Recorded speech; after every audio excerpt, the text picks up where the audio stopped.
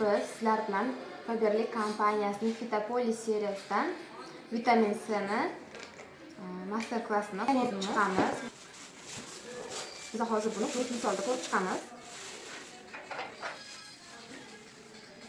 Bu bizning organlarimiz.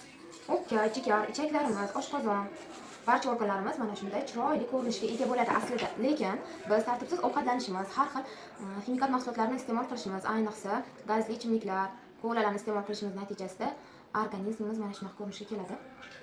Fast foodlar ayniqsa qaranglar mana qarab ketganmi? Ko'rdinglarmi?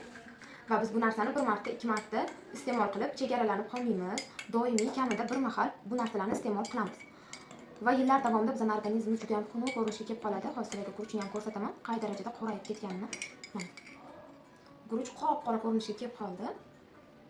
Endi tabiiyki bizning organizmimiz bu holatdan chiqib ketishi uchun, toza bo'lishi uchun tashqi muhitdan yordam kutadi. Mana qaranglar, hech ochiradigan narsaga o'xshamaydi, to'g'rimi? Bizlar mana shunaqa noto'g'ri ovqatlanishimiz natijasida ayniqsa jigarimiz mana shunaqa ko'rinishga kelib qoladi.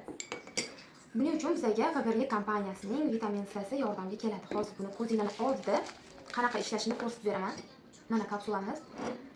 Kapsula juda ham tez erib ketadi, lekin hozir sizlarga effektni yana ham tezroq ko'rsatish uchun ochib ko'rsatib beraman.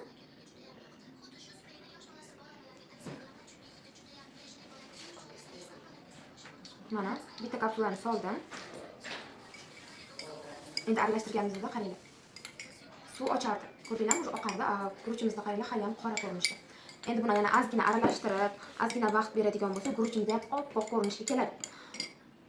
O'shaning uchun ham har bir inson uchun, har bir yoshdagi odam uchun albatta vitamin C juda ham muhim, juda ham kerak. Har kuni qabul qilinadi. Ikkita kapsuladan bir mahal ovqat paytida. Mana guruchni ko'rsanglar oppoq bo'lib qoldi. Hozir yana bir pasdan keyin suvi ham oq, prozrachniy ko'rinishga keladi. Hozir mutli bo'lib turibdi, oq bo'lib. Bir pasdan keyin oddiy suvga o'xshab tinna holatga kelib qoladi. Mana guruchlarimiz o'sha oppoq ko'rinishga keldi. Organizmimizni ham, organlarimizni ham mana shunaqa oppoq qilib top-toza qilib beradi. Xuddi yangi tug'ilgandek bo'lib qolasizlar.